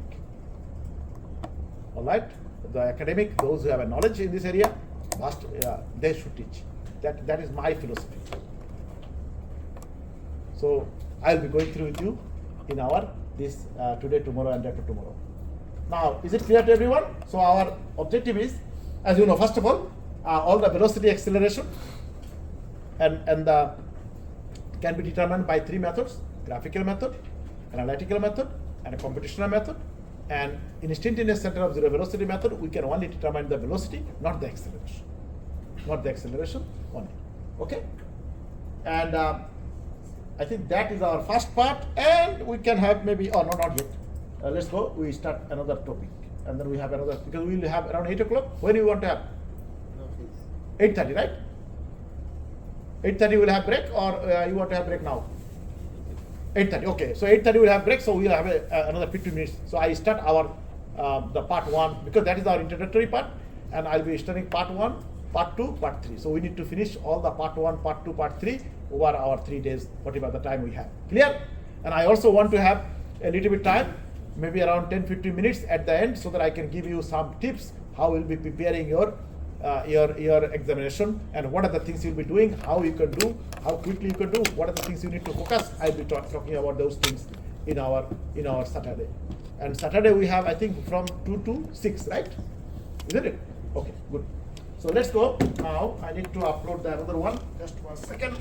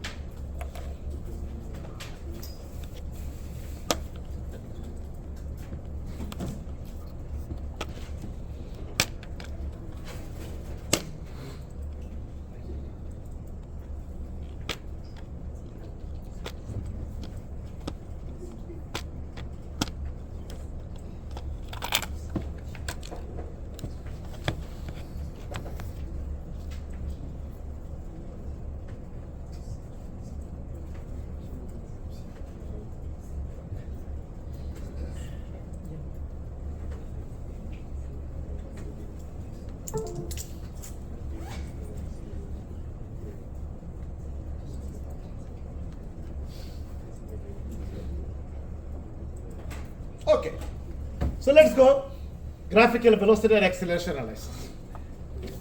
But before I want to go in depth of the graphical velocity and acceleration, I want to explain a little bit a different thing.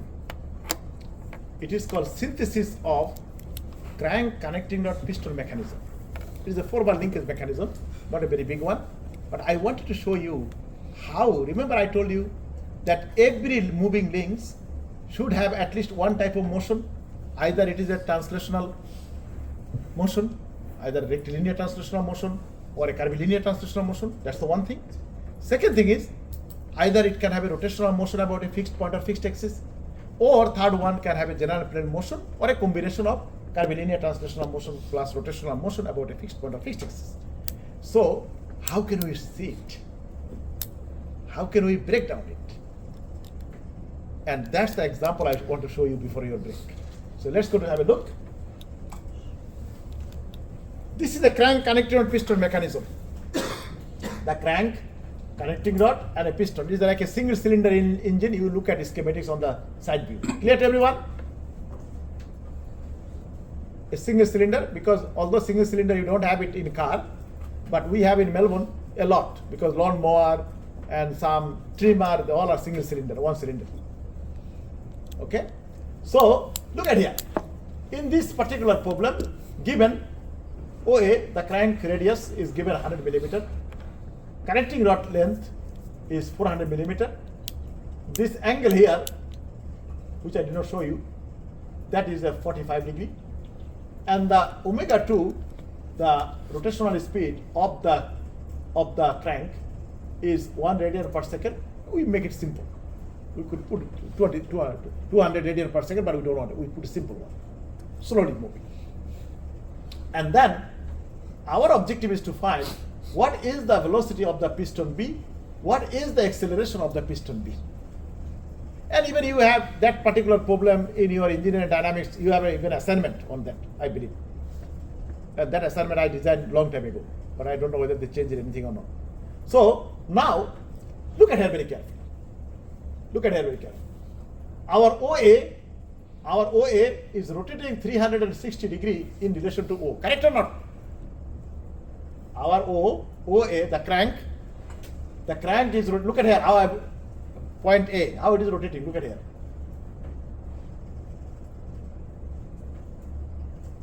Look at here again. It is the same thing as your assignment linked to. Correct or not? Rotational motion about a fixed point O. Fully rotational motion. It is 360 degree. And look at here. When our A is going this way, our B which way should go? To the right. Correct? If it does not go to the right, what will happen? If our A is coming downward and our piston B is not going right, what will happen? Our connecting rod AB will be buckled. But we said, our assumption that our objects are absolutely solid. It cannot break, it cannot buckle, it cannot bend, it cannot extend, isn't it? So the only way it can do, it should push the piston to the right. There is no other way. You see how all puzzles are coming together? You see, I made an assumption. You thought, oh, Professor Firoz, why are you making an assumption? But now you understand why it is important? Now it is why important, because if our A is coming downward and our piston B is not going to the right, then our connecting rod will be bending, buckled. It can break as well, isn't it? It will be compressing. So as it cannot happen because all objects are absolutely solid, our assumption, then it must go to the right. There is no other way. If our A is coming downward. Okay? So, and then look at here, if our A is somewhere here, our piston will be going to the left. So you can clearly see our piston can go right, left, but its path is a straight line motion, correct? So we already identified that our three moving links, our OA has a rotational motion, our link 4, which is the piston, has a pure translational motion, rectilinear translational motion. Then what is going on with our connecting rod?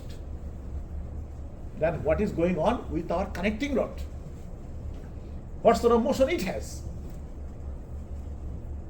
We identified our piston has a pure translational, rectilinear translational motion, and our crank has a pure, full rotational motion about a fixed point O. And now the only moving link left, that is our connecting rod. So we need to identify. So and it is very hard to identify. At one end, our connecting rod, look at very carefully. At one end of our connecting rod, at point A, it supports fully rotational motion. On the other end, right side, it supports piston to have a pure translational motion. Imagine, if I show my hand, consider it is a connecting rod. This, my right hand, it supports the rotational motion, right, of the crank. And my left hand, it supports a translational motion. And my hand has a 10-degree freedom. DOF 10, this hand. And now have a look. I cannot do it, because I need to have a rotational motion of my right hand, which I cannot do. My left hand need to have a multiple motion, not only translational motion, because if I do it, then it will be twisted. So we need to see what is going on with our connecting rod. Let's go to have a look. So what I do, it is not, I must say, it is not in the book. You will not find any book. So, and this is a Bible. This is a Bible for your graphical method. What I'll be explaining to you now. So don't throw this piece of paper away. Keep it somewhere. Very important. All right? Because when I went to Australia, 1994, my luggage, it was not a 20 kilo. It was less than 20 kilo, and out of them 15 kilo was my books and my lecture notes. Clear to everyone? 15 kilo, only 7 kilo, and I think my carry-on luggage and other thing, total 7 kilo was my clothes. And 15 kilo was my lecture notes that I did long time ago. And 1994, I migrated to Australia as a professional and skilled and a distinguished talent category things. Because I don't want to say why distinguished talent, you can find in the Google.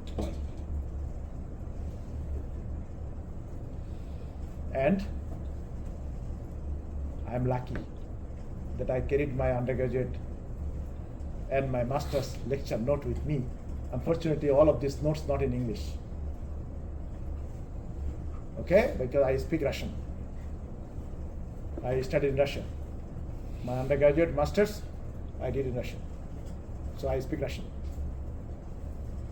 Not a single word that I explained to you today, I did in English.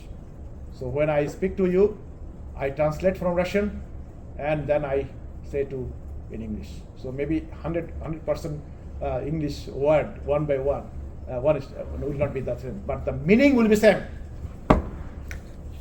Because it doesn't matter which language you understand, which language you do the study. If you understand the topics, you can explain any language that you know. But if you do not understand the topics, the in-depth, your language will not help you. Thank you with that. So now have a look here. And also I am not a mechanical engineer. I am not an automotive engineer. I am not also a manufacturing engineer or mechatronics engineer. I am by training an aeronautical engineer. I am an aircraft engineer. So I am in the wrong profession. So now come back to here. So here, look at here. What I want to do, I want to take out the piston pin from here and I want to connecting rod disconnect from here. But before I do it, I want to come to a special point with all of you. What is that? Look at here. At point A, we have a VA, velocity VA, which equals the angular velocity of omega 2 times the length of OA. Correct? You did everything in your assignment as same way. Now look at very carefully. At point A, our VA, which equals 100 millimeter times the omega 2 is a 1, so 100 millimeter per second or 0.1 meter per second. Correct? If you do in a meter. That velocity belongs to, at point A, both for connecting rod and for the crank. At point A. Why? Because the joint of the connecting rod and the crank are holding together. Correct? That is moving together. Look at here, my hand here. Point A is moving together. So therefore, my connecting rod right hand and my left hand is the crank. At that point, joint A, they are having the same magnitude of the velocity VA. Correct? Is it clear to everyone? If they do not have, they will be disconnected. They will not be able to hold them together. Clear to everyone? And only that's why, as they are moving together, they will have the same magnitude of velocity. Otherwise, the joint will be broken. Same thing also here at this point. If this VB belongs to at point B, our piston as well as our connecting rod at point B, only at point B. If it come out of point B a little bit that way, it will not be the same, different. Why? Because our piston pin, the piston and the connecting rod and the piston pin which is going there, holding them together. They are moving like that. Clear to everyone? And that's why our VB belongs to both piston and the connecting rod AB at point B, exactly the same magnitude. But remember, if you come from here, a slight movement towards that, your VA will not belong to your AB anymore. And similarly, from B, that point, you slightly move from that point, your BB will not belong to anymore your connecting rod. Clear to everyone? Only at the point, same magnitude. Otherwise, the joint will not be, this pin or the other at point A, their joint will not be holding together. They will be broken. Please try to understand, dynamics is a beautiful subject. Although I told you that I did not, when I was a student like you, because remember, I was also sitting like where you are sitting now. I did not like it because it required me to think very dynamically, a lot of things I need to think. And that's why I didn't like it. But it does not mean that Professor Firoz Alam, when a student like you, he still got the highest mark in the class. It does not mean that I did not like it. I mean, I did not neglect it. I did not neglect it. Because I knew my 4 pillars, one pillar will be weak, I am not a good engineer. That was my whole philosophy. Of course, you know, you write for all subjects, some subject you like more, some subject you like a little bit less. That's a different thing. But what is the important thing is that do not neglect, even if you don't like it. That's the whole lesson and the message I want to give you. You see my life, which I did not like, and I'm teaching that subject with great enthusiasm. Why? Because I knew the knowledge. And I'm teaching it at RMIT. So now have a look. That's why, and you don't know what is waiting for you in 10 years' time, 5 years' time, 2 years' time. So that's why, young people, I'm saying you, do not say, yes, you less like particular subject, but you put your effort. That's what I want to say. Do not neglect it. You never know what is waiting for you. All right, so now have a look. So as our BB belongs to both our AB at point B and our VA at point A for our AB and also OA. So now what I want to do, I want to disconnect these things. I mean, separate them. And now I put our OA, this one, I put it here. And then VA, I put it our VA here. You see that one? Magnitude, I put it here. Because it belongs to our OA at point A. And then our AB, I put separate. So what I did, because this VA belongs to our OA, at the same time this BA at point A also belongs to our AB.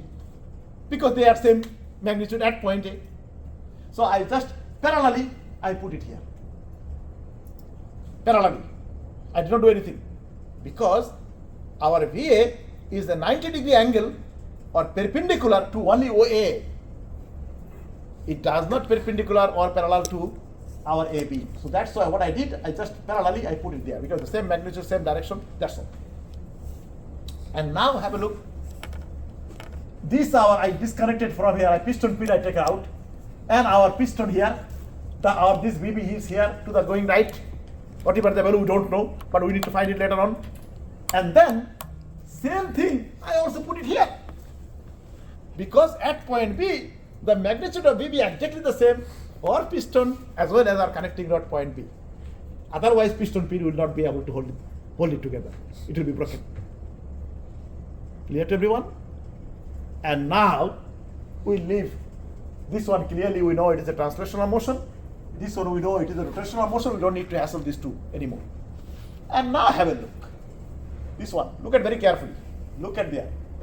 Our section A is going downward and our B is going this way. So it is almost like a swing. Look at here.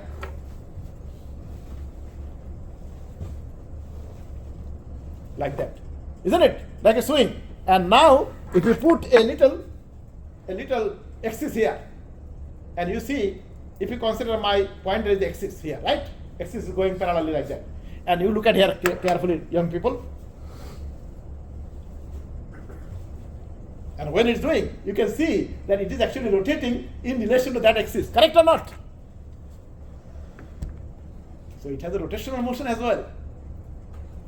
And also it goes a translational motion. You see? Until you separate them, you cannot see that. Until you separate them, you cannot see that.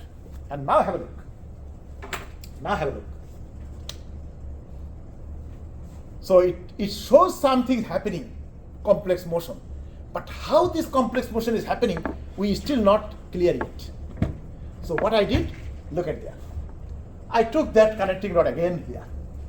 Young people, after that we'll have a break, okay? You give me a few minutes because that's very important.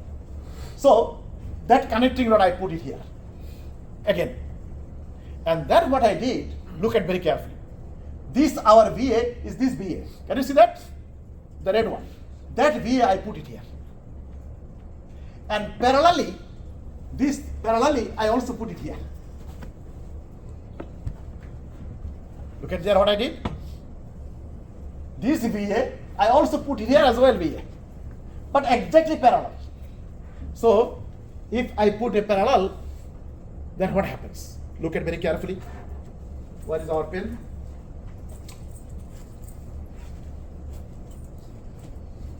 Here.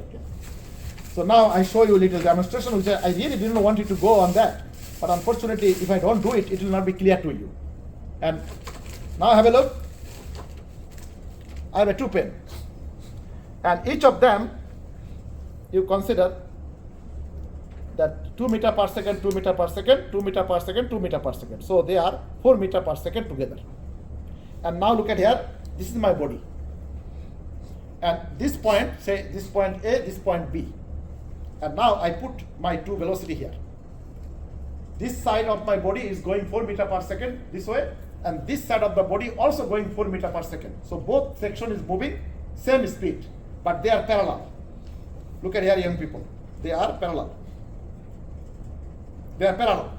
So if they are parallel, this section is moving 4 meter per second, this section also moving 4 meter per second, so I'll be moving like that. Okay, and now you see my path is a straight line. Correct or not? And now have a look. I take out 2 meter per second separately. I left, and now I put red pen 2 meter per second. This is a 4 meter per second because each of them 2 meter per second. And now have a look. This is my body. This part of my body is moving faster, 4 meter per second. Clear to everyone? And this section of my body is moving 2 meter per second. So now look at very carefully what is happening. As this side is doing, and also look at my, if you consider there is the axis here. So now have a look here. You see, I rotate it as well. If you put an axis from my head, you can see in relation to that I am rotating like that. Yes or no? This is a combination of curvilinear translational motion plus rotational motion. And now have a look. I showed you straight line motion, right? Let's go to see curvilinear translational motion. What is it? And now look at here. Young people, look at here. This one was, I showed you first that this my part of the body is moving 4 meter per second. This part of the body also moving 4 meter per second, right? So I went there straight like that. So you saw that straight path. I put it back. I'm going again like that. I'm not rotating. Did I rotate about my own axis? No. It is a translational motion. Translational motion cannot rotate about its own axis. That is the first, or about fixed points. Remember that. And now have a look. That was the rectilinear, straight line motion. And now have a look. It is still parallel, but I put like that. Parallel. This section of the my body is moving 4 meter per second. This section also moving 4 meter per second. And look at very carefully what is happening.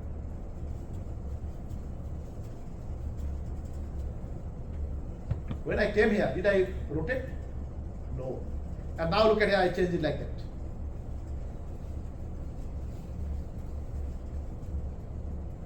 And I change it again. And now, if you look at, I go that way, and then maybe that way. So it's a curvilinear translational motion. Why translational motion? Because I didn't rotate about my own axis when I moved. So that is called curvilinear translational motion. Please try to understand this way. Reading the book, it will not come to your head. You need to understand physically what is going on. Okay, so that is called curvilinear translational motion. And the rotational motion I already told you before. And now have a look.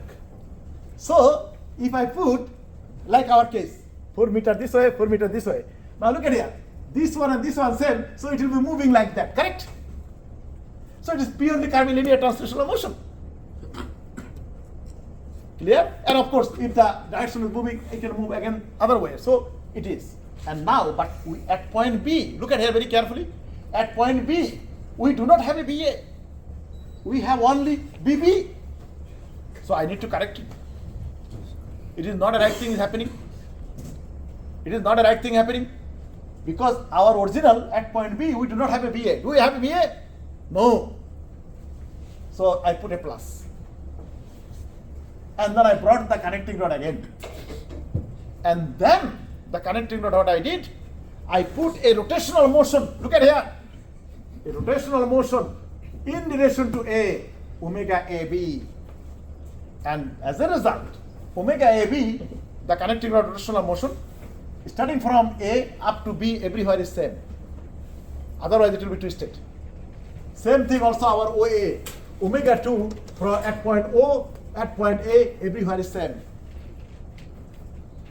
At that point, our linear velocity is 0 because omega 2 is not 0, but our ROA equals 0.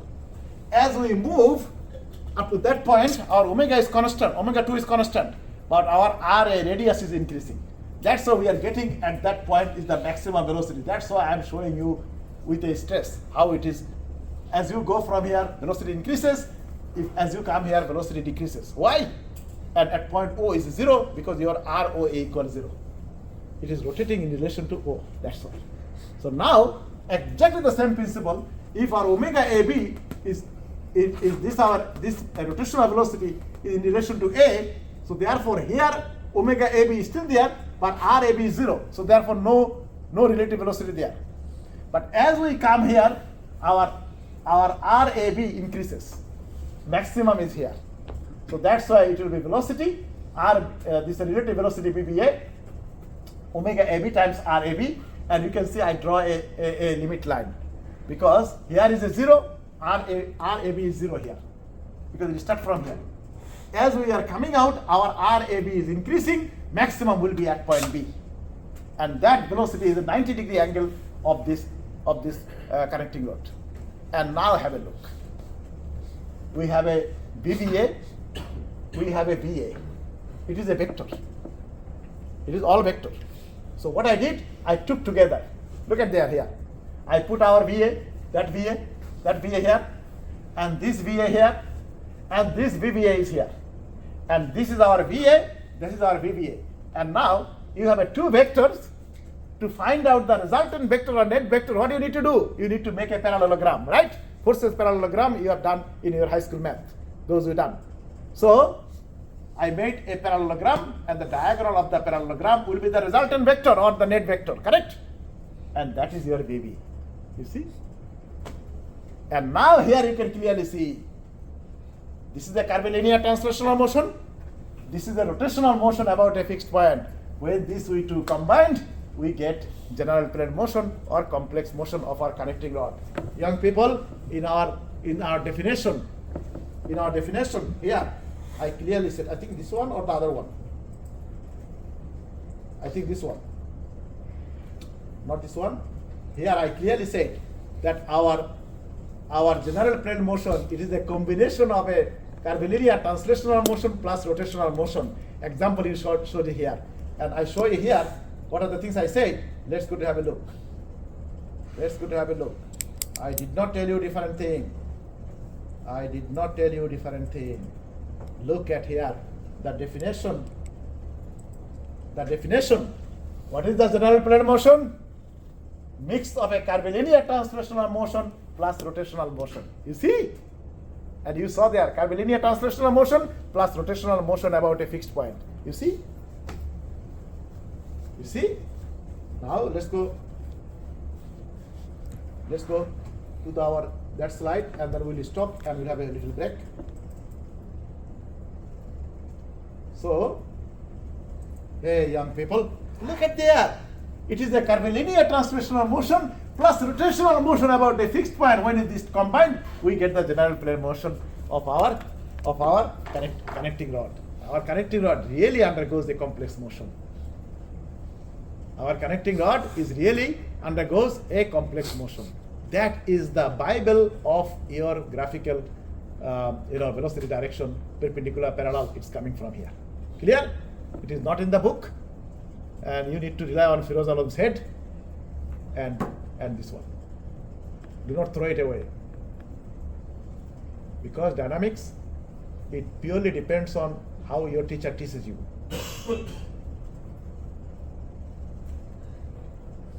And the understanding of the indent. So this is the main things, and we'll see why we need this one and why I call it Bible. You'll see after the break when we start our main business. Okay? All right, I want to stop here. Any question? No? Then we'll have around 10 minutes, 15 minutes maybe quickly. Okay, so those who fall in sleep, please go for it. Now, every one of